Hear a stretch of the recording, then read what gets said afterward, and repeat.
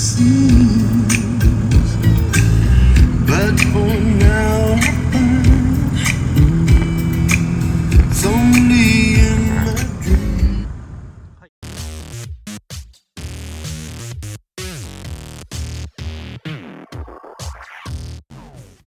はい、こんにちは。サウンド工房です。今回はランクルのオーディオをやっていこうと思います。今回のご相談は、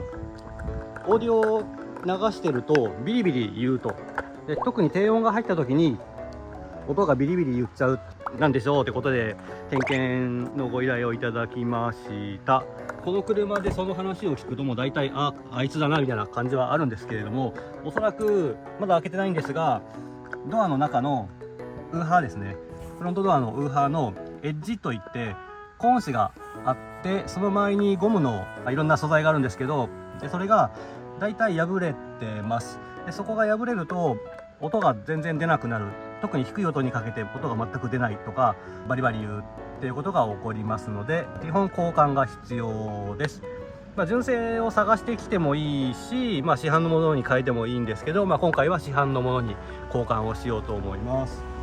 つける商品はグラウンドゼロの何シリーズかな、ちょっと後でまた見ますけど、約5万5千円6万円くらいの商品です。ドアスピーカーとツイーターがセットになってる 2way のコンポーネントスピーカーです。他は特に悪いところなさそうなのでそのままいきます。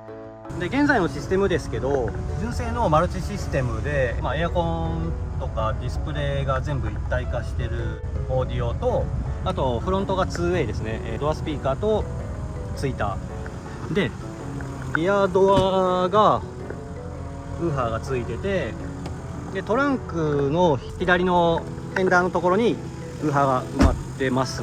なので1234567スピーカーですね。で今回はそのうちの破損しているドアスピーカーフロントを変えるんですが、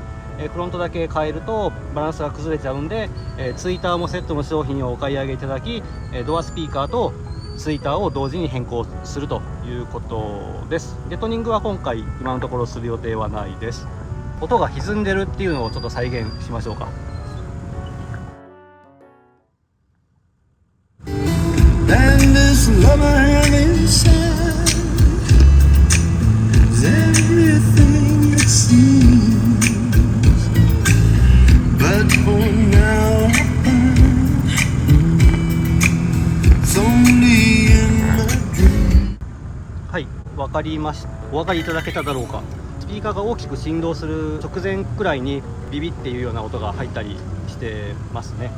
これはだいたいエッジが破れてる可能性が高いですね。スピーカーが取れちゃってるとかも稀にあるんですけど、多分エッジです。じゃあ分解してみましょう。